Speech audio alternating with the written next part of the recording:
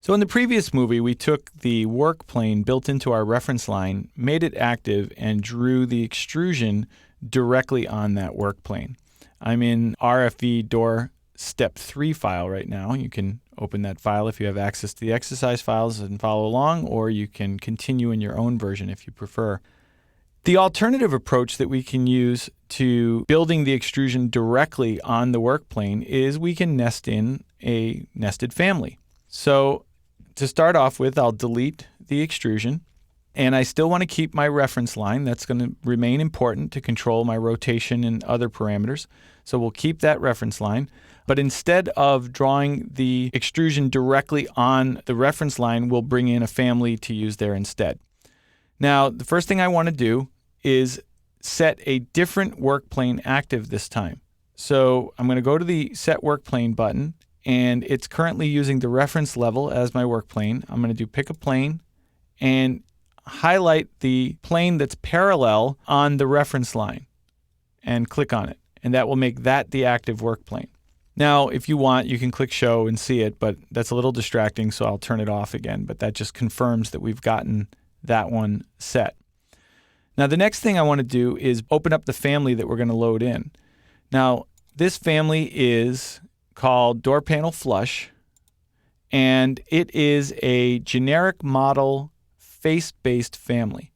So when you open a face-based family, there's a surface sitting here. It's just a generic extrusion, and you use that as the reference to draw your family geometry.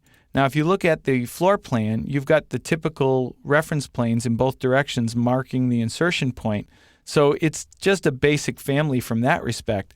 The template that was used here was New Family, and it was a generic model face-based.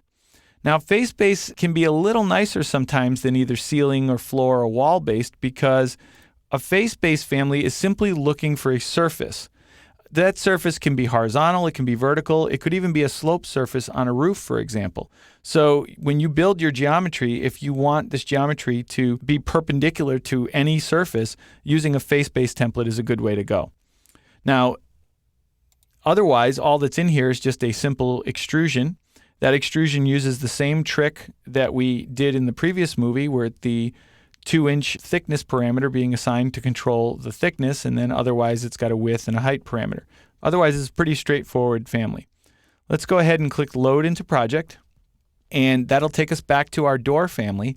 And initially we get the Can't Insert symbol, right? The circle with the line through it. And that's because if you look here on the ribbon, the default behavior is to place on a vertical face. Now, what this means is if you were to highlight any vertical face on the screen, like the face of the wall or even the face of our reference line, it would try to place that panel on that surface. Well, we don't want the panel laying down flat on the floor. We want it standing upright.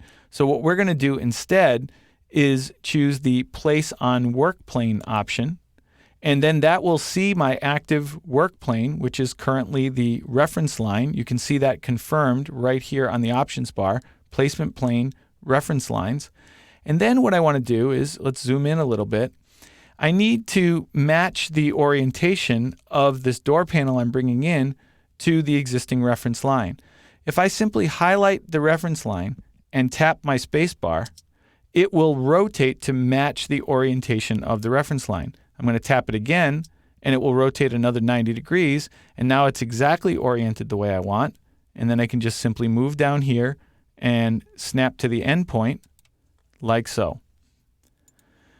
Now, if you need to, you might have to lock that. Let's go ahead and flex it and see whether or not locking is necessary. So let me zoom this out, or I'll just pan it actually over here. And let's try another rotation. And another width, and let's click Apply. And you can see that it doesn't appear that we need to lock it. It's staying attached to that endpoint that we chose, rotating with the reference line and moving as the hinge point moves.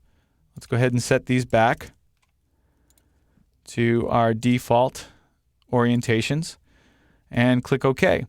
So the one thing you may have noticed is that the size of the panel was unaffected by the change in width. That's also something that we can modify using this technique, and that will be the subject of the next movie.